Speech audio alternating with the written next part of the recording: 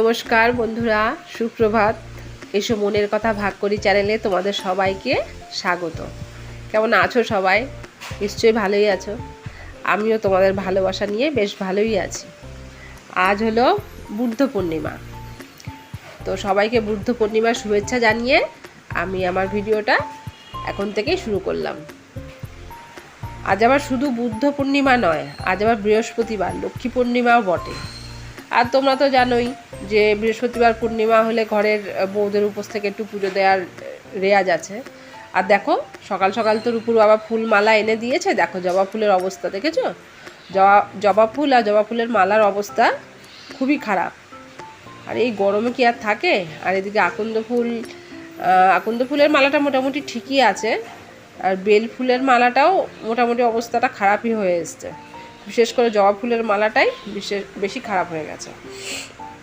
তো আমিও সকাল থেকে উপোস করেই আছি। উপোস বলতে একদম নির্জলা যে উপোস তা কিন্তু নয়। আমি চা বিস্কুট খেয়েছি। চা বিস্কুট খেয়ে ঘরের যা ঝাড় দেওয়া মোছা টোছা পরিষ্কার করে তারপরে ওদের জন্য টিফিনটা বানালাম। ওদেরকে টিফিনটা খেতে দিয়ে তারপরে আমি স্নান টান করে এসেছি পুজো করতে। পুজো সেরে তারপরে রান্নাবান্নায় যাব। আজকে রান্নাবান্না তেমন কিছু হবে না, হালকা ফুলকার ওপরে রান্না সেরে রাখবো, আর যা করার রাত্রেবেলা করব।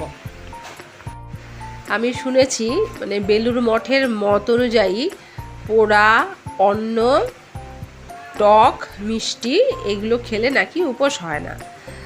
মিষ্টি খেলে হয় না, কারণ মিষ্টি দোকানের মিষ্টি যেগুলো ছানা দিয়ে তৈরি, কেননা ছানাতে তো টক থাকে, তাই মিষ্টি খেলে উপোসটা ভঙ্গ হয়।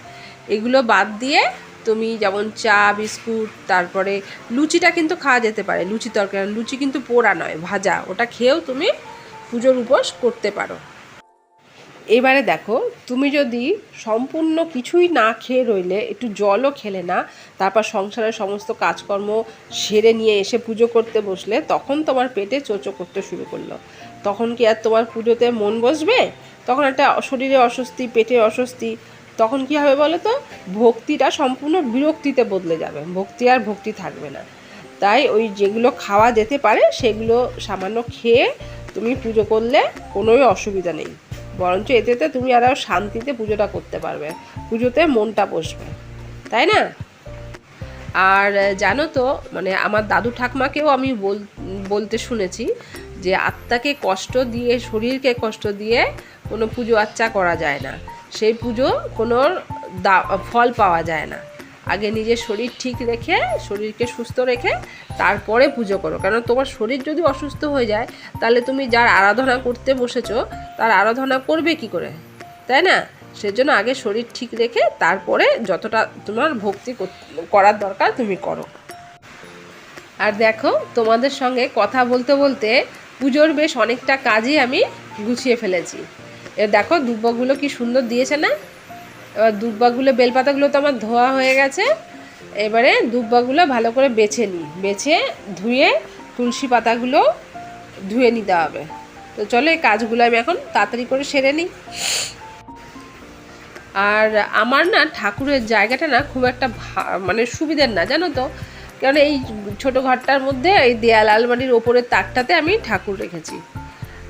ওপরে যে ঘরটা কবে ঠিক হবে জানি না। উপরের ঘরটা, উপরে যে তিনতলায় যে একটা ছোট ঘর আছে, ওই ঘরটা ঠিকঠাক হয়ে গেলে ভাবছি ওইখানে ঠাকুরটা পাতবো।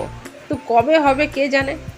কতবার মানে ব্যবস্থা হচ্ছে, আবার চেপে যাচ্ছে, ব্যবস্থা করা হচ্ছে, ওর রূপুর বাবা বলছে করব, আবার চেপে যাচ্ছে, এই করেই চলছে। কি জানি ঠাকুরের কবে ইচ্ছে হবে একটু ভালো জায়গায় থাকার। পঞ্চপত্রের গঙ্গা জলের মধ্যে তুলসী পাতা দিয়ে চন্দনটা বেটে নিলাম। এবার চন্দনটা বেটে ফুল, বেলপাতা, মালা সব কিছুর মধ্যে চন্দনটা মাখিয়ে নিলাম। আর আমের পল্লবের 5টা পাতার মধ্যে একটা করে চন্দনের ফোঁটা দিয়ে নিলাম। এটার মধ্যে আমি ঘট বসাই। আর এই ঘটের মধ্যে দেখো গঙ্গা জলটা আগের থেকে আমি নিয়ে নিয়েছি। আর এই ঘটেও এখন 5টা চন্দনের ফোঁটা দিয়ে দেবো। ওটার মধ্যেও দিয়েছি 5টা, ঘটেও দিলাম। আর এই কলার মধ্যেও একটা চন্দনের ফোঁটা দিয়ে নেব। আর এবার আরেকটু চন্দন আমি বাটবো, বেটে এর মধ্যে আরেকটু চন্দন আমি বেটে নিলাম। এবার এর মধ্যে তুলসী পাতাগুলো দিয়ে গোপালকে আর নারায়ণকে আমি তুলসী পাতা পরিয়ে দেবো। তেল সিঁদুর গুলে আমি ঠাকুরকে পরিয়ে দিয়েছি। এবার ঘটে স্বস্তিক চিহ্ন এঁকে দেবো। আর যেটাতে ঘট বসায় সেটার মধ্যেও 5টা সিঁদুরের ফোঁটা দিয়ে দেবো। আর এবার কলা, পান আর আমের পল্লবেও দেখো এটা এখানে বসিয়ে আমি 5টা ধান, 5টা দুব্বা আর একটু ফুল দিয়ে দিয়েছি। এর মধ্যে এখন আমি ঘট বসাবো। ঘট বসিয়ে ঠাকুরকে মালা ফুল টুল দিয়ে সাজানো হয়ে গেছে আমার। দেখো মালাও পরিয়ে দিয়েছি, চরণে ফুলও দিয়ে দিয়েছি। আর এইদিকে শিব ঠাকুরকেও আখন্দের মালা পরিয়ে নিয়েছি। চরণে বেলপাতা দুব্বা দিয়ে মাথায় একটা বেলপাতা দিয়ে দিয়েছি। আর এদিকে তুলসী গাছেও মালা পরিয়ে নিয়েছি। এবার চলো পাঁচালিটা পরি। আমি হাতে একটা দুব্বা নিয়ে নিয়েছি। এই দুব্বাটা হাতে নিয়েই লক্ষ্মী দেবীর ব্রত কথাটা আমি পড়ব। দোল পূর্ণিমা নিশি নির্মল আকাশ, ধীরে ধীরে বহিতেছে মলয় বাতাস। একদা ফাল্গুন মাসে পৌর্ণমাসী তাই, 10 দিক আলোকিত চন্দ্র জ্যোৎস্নায়।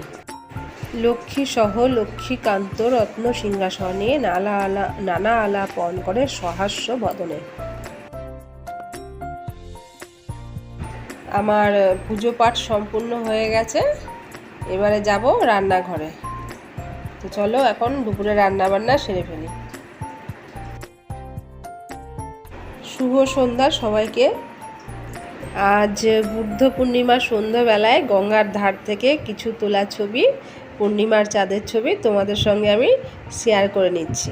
আমি যদিও বা যাইনি, একজন আমাকে এই ছবিগুলো পাঠিয়েছে, তো তোমাদের সঙ্গে আমি এগুলো ভাগ করে নিলাম। আমি চলে আসলাম এবার রাতের খাবার করতে। দুপুরবেলায় তো সেই রকমভাবে তেমন কিছু রান্না আজকে করিনি। তো রাতে একটু যদি ভালো না কিছু করে দিই তাহলে খেতে না একদম ভালো লাগবে না। তো আমি পরোটা করব, তাই জন্য দেখো আটা আর ময়দা আমি সম পরিমাণে নিয়ে নিয়েছি। আর আটার ময়দাটাকে ভালোভাবে মিশিয়ে নিচ্ছি। এবারে এর মধ্যে আমি পরিমাণ মতন লবণ আর চিনি দিয়ে আবার ভালো করে মিশিয়ে নেব।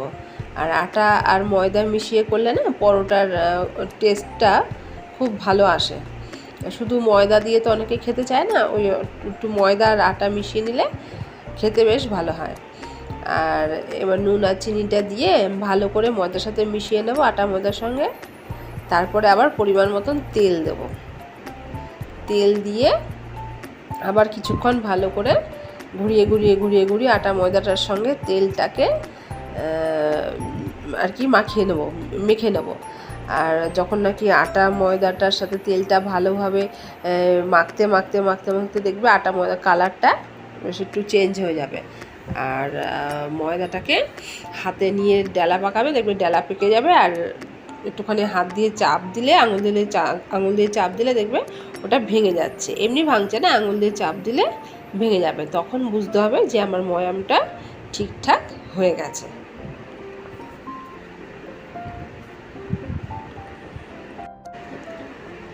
এই দেখো আমি তেলটা দিয়ে মিশিয়ে নিয়েছি। দেখো চাপ দিচ্ছি, ডেলা পাকিয়ে থাকছে।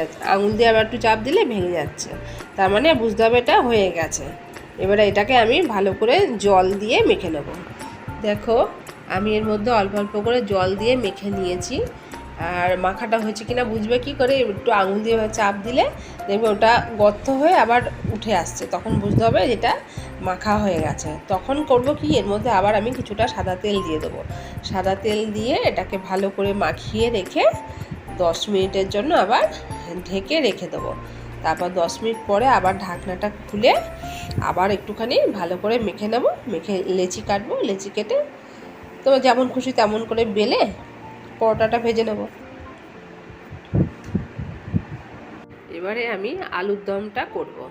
সেই জন্য আলুর খোসা শুদ্ধ আলুকে গোটা আলু আমি সেদ্ধ করে নিয়েছি। এবারে খোসাগুলোকে ছাড়িয়ে নেব, ছাড়িয়ে পিস পিস করে ছোটো টুকরো করে কেটে নেব। এবার দেখো আমি কড়াইতে তেল দিয়ে আলুগুলোকে দিয়ে সেদ্ধ করা আলুগুলোকে দিয়ে নুন হলুদ দিয়ে বেশ কিছুক্ষণ একটু কষিয়ে নেব।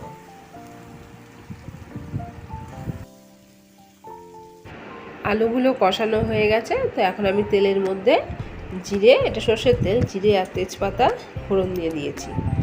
এবারে এর মধ্যে আমি একটু টমেটো, আদা আর কাঁচা লঙ্কা বেটে রেখেছিলাম সেটা দিয়ে দেবো, দিয়ে কিছুক্ষণ একটু কষিয়ে নেব। তারপর এটা কষানো হয়ে গেলে রোজের যেই মশলাটা থাকে নুন, হলুদ, জিরের গুঁড়ো, ধনের গুঁড়ো আর কাশ্মীরি লঙ্কার গুঁড়ো সেটাও এর মধ্যে আমি দিয়ে দেবো। দিয়ে আর একটু ভালোভাবে কষিয়ে এর মধ্যে কেটে রাখা যে আলুগুলো ভেজে রেখেছিলাম যে কষানো, ওই আলুগুলো এর মধ্যে আবার দিয়ে দেবো। দিয়ে ভালো করে মশলার সঙ্গে আর একটু ভালো করে কষালে নুন মিষ্টিটা দেখে নামার সময় গরম মশলা দিয়ে নামালে রেডি। এবার আমি পরোটাটাও ভেজে নেব। দেখো পরোটাটার লেচি থেকে আমি 3 কোনা করে কেটে নিয়েছি, 3 কোনা করে বেলে নিয়ে এবারে উল্টে পাল্টে সেঁকে নিয়েছি। সেঁকার পরে এর মধ্যে 1 চামচ সাদা তেল দিয়ে দিলাম। এবার সাদা তেলটা দিয়ে করব কি, পরোটাটার সাইডগুলোকে চেপে চেপে চেপে চেপে ঘুরিয়ে ঘুরিয়ে ভালো করে পরোটাটা ভেজে নেব। আর দেখো পরোটাটা কি সুন্দর ফুলে উঠছে। আসলে মাখা ঠাকা সব কিছু ভালো থাকলে না, গ্যাসের আঁচটা ঠিক মতন রাখলে না পরোটা খুব সুন্দর ফুলে ওঠে। তো চলো আমি সবগুলো পরোটা এরকম চেপে চেপে ভালো করে সেঁকে নিই। এই দেখো আর একটা পরোটাও আমি দিয়ে দিয়েছি তাওয়ার মধ্যে। তোমরা যারা ছোটরা আছো, যারা নতুন রান্না বান্না করছো, তারা একবার দেখে নাও যে এইভাবে ঘুরিয়ে ঘুরিয়ে ভালো করে সেঁকে নিতে হবে পরোটা। দুদিকটা সেঁকা হলে তারপরে তেল দিতে হয়। তো চলো এইভাবে আমি সব পরোটাগুলো ভেজে নিই। আলুর দম তো আমার হয়ে গেছে।